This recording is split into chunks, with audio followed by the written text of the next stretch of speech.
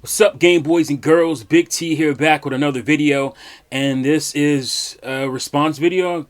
People don't really do that anymore, at least not respectfully, to a video I saw yesterday from Doc Trey 81. Shoutouts to Doc Trey 81. Goes far back in the Nintendo gaming community, and honestly, I don't know. Because it's like, I don't know, because he trolls a lot. So I don't know if it's just part of the personality or...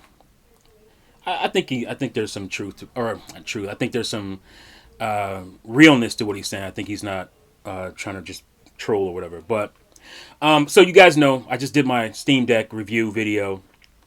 I've had it for a couple months. I'm trying to fix something here, actually. Yeah, I gave it a pretty cool grade. So go check that video out if you haven't seen it already. Then come back to this one, or not. You can watch this one and then go watch that one if you haven't yet.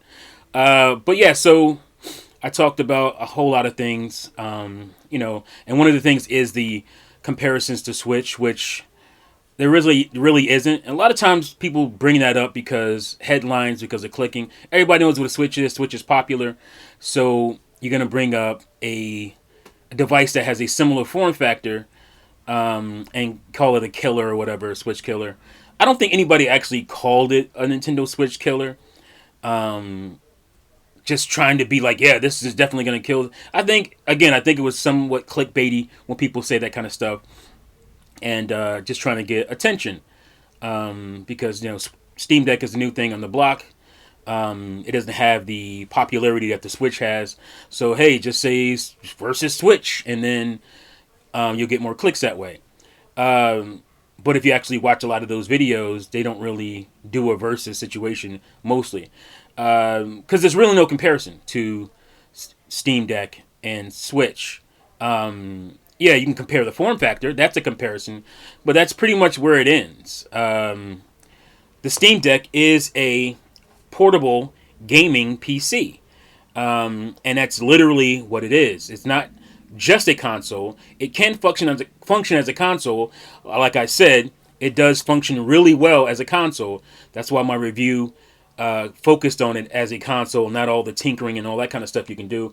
Like I said, I will have videos on that in the future, but I approached it from a Switch owner, a core gaming console owner, and how they would feel about it. I'm gonna go more in depth with some stuff because that video was already long and I had to cut some things out, so I can reiterate them in the later videos. But that's what it can do. But it also does this whole other PC gaming thing. It has a plethora of games that Switch will never get, and a plethora of games that consoles will never get, right? So, because it is a gaming PC, and there's certain things that are exclusive to PC, which I always think is funny because people say Steam Deck has no exclusives. Well, actually, it does. It's a PC, and games that only are on PC you can play them on Steam Deck, and you can't play them anywhere else. So, but yeah, so I think his video was called Steam Deck is set for the bargain bin. And I get the premise of what he's saying, but the premise is flawed because basically he was saying that Steam Deck is the next. It's just going to be the next Game Gear, going to be the next. What are the other competitors? Vita, even, to whatever Nintendo's handheld was. And again, I'll say again, Switch does not compare to the Steam Deck. This is not that kind of situation because, well, if you point to something like a Game Gear or a Wonder Swan or the Nokia N-Gage or whatever was out there handheld wise, competing with Nintendo's handheld, you're talking about a dedicated console versus a dedicated gaming console. And it doesn't really end there, but I'll start there. So a Game Gear is a dedicated console that went up against the Game Boy, and obviously it lost. There are other factors battery life, which people will say same thing. No, um, uh, but the main thing is the games. In all of these situations, the main issue why these handhelds could never compete with Nintendo is because of the games. Nintendo games versus up and comings like Sonic. Sonic was a big to competitor to Mario, right? In the early '90s, not anymore, but in the early '90s, it was a pretty tough competitor, and you you know those games still weren't as popular as Nintendo games. Nintendo was super in its stride in the Super Nintendo era, especially, and they just had so many IPs, and they really focused on putting their games on the handheld as if it was the home console. They pretty much didn't see a difference. You got Metroid 2 on the Game Boy. Okay, it didn't even come to consoles. Part 3 did, which is Super Metroid. But Metroid 2, The Return of Samus, was a Game Boy exclusive. So Nintendo treated that handheld as they didn't treat it like a stepchild the way that most console manufacturers would their handhelds, like Sony did with the PSP. Even PSP was pretty successful, but obviously it's still game as far as game sales wise, it wasn't as successful as Nintendo's efforts. So when you're looking at let's look at the most recent. Let's look at the Vita. Vita failed pretty tragically, right? It had problems like the SD card stuff where it was proprietary. That is a huge problem, right? But I think it could have weathered even that had Sony put in first party effort, consistent effort in the Vita the way Nintendo does with their handhelds, right? Vita was never going to compete with 3DS because Nintendo treated the 3DS like it was the home console, and sometimes to the chagrin of Wii U owners. So, but it had fantastic software. Software is not a problem on the Steam Deck, okay?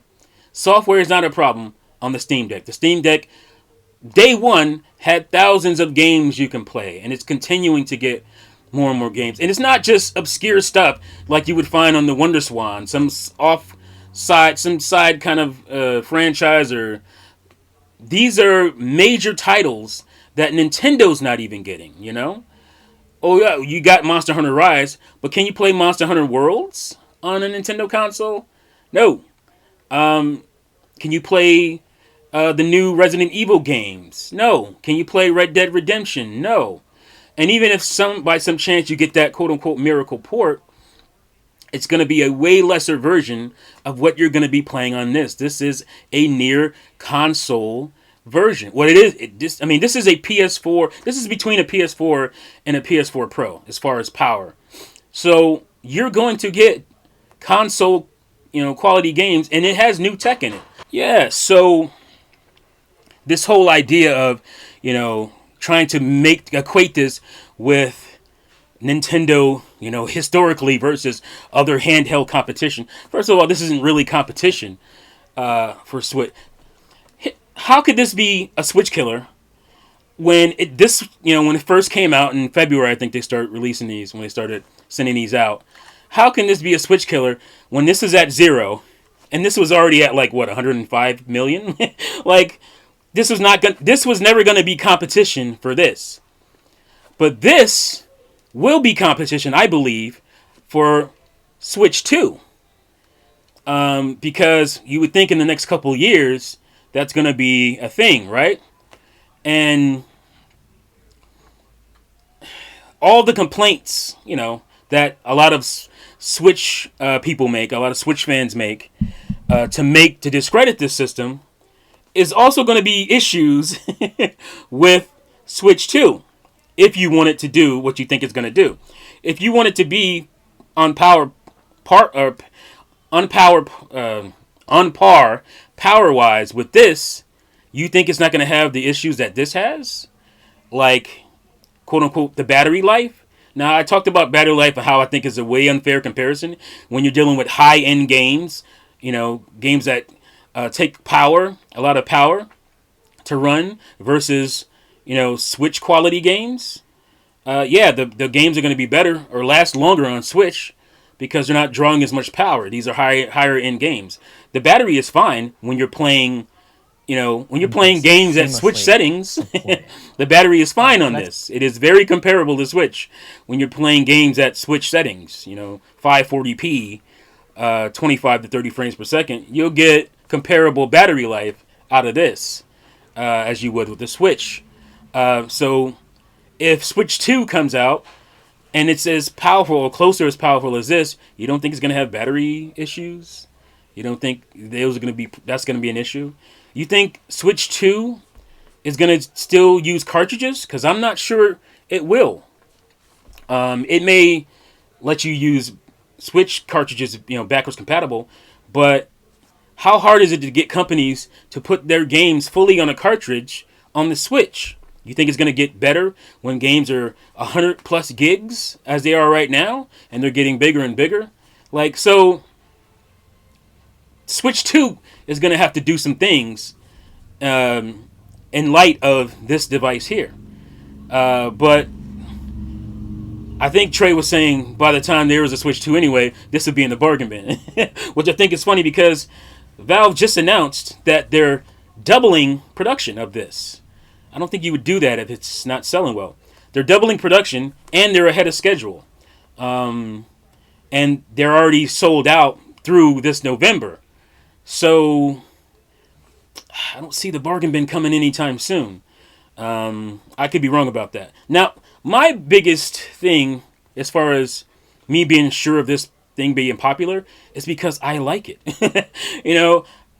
I'm not supposed to like this. But this hits a lot of beats that I wanted it to. I don't like Windows. I don't have to deal with Windows when I play PC games anymore because I have a Steam Deck. That is a huge thing for me. This thing runs Steam OS on a Linux platform, and it uses Proton so you can play Windows-based games, and they run fantastically. And it's only getting better. And unlike Nintendo's handheld console, this thing gets updated weekly. Because again, it's a PC for one, but Valve is really trying to iron out the kinks. The real launch of this system will probably be this fall. I'm in the beta launch, which is fine. This device is already fantastic. By the time I got mine, which is about 2 months after it launched, because I was in quarter 2. By the time I got mine, so many issues that people were complaining about from the first batch of people who got it were already gone. They were all gone. This thing is now in perfection mode. It's in the mode of make sure, all the games run really, really well on it, but also let's do things like quality of life stuff. Like it added one of the things a lot of people wanted was security. So when you open it, when you turn it on, you don't just jump in. You can access anybody's Steam library. Now this has a security code punch-in if you want to use it. Just in case something happens, you get up and leave it somewhere. I don't know how you would do that or why, but not anybody can just now access your Steam account, or just have the ability to play all your games that you may have. If they find it somewhere, because I don't want people having. It's one thing to have my device, but I don't want them to have all those games for free. That kind of sucks. So now you have that. You have the ability to change the refresh rate on the screen itself, because this is a 60 hertz screen. It works really well in 20 hertz intervals. So if you're playing a game that's like, let's say a visual novel, you don't need 60 frames per second on a visual novel. You can go down to 20 and it's still smooth. Or you can go to 40 on an action game. Say you have a game that is a 60 frame per second game, but it drops down into the high 40s or whatever. You can go into the 40 hertz mode, and lock it at 40, and it looks like it's running at 60. It's very, very smooth, and it also helps your battery life. So that's the kind of stuff that Steam is doing right now, Valve is doing now to perfect this device and make it just better and better on a weekly and sometimes bi-weekly, twice a week basis. And it's only going to get better. So for me, from what I see, and I'm pretty good at judging these types of things. Again, I had 35, I had about 45, maybe 40 Steam games before I got this thing. I'm now at what? What does it say? 200. I have 200. See if you can see that there. I went out the glare.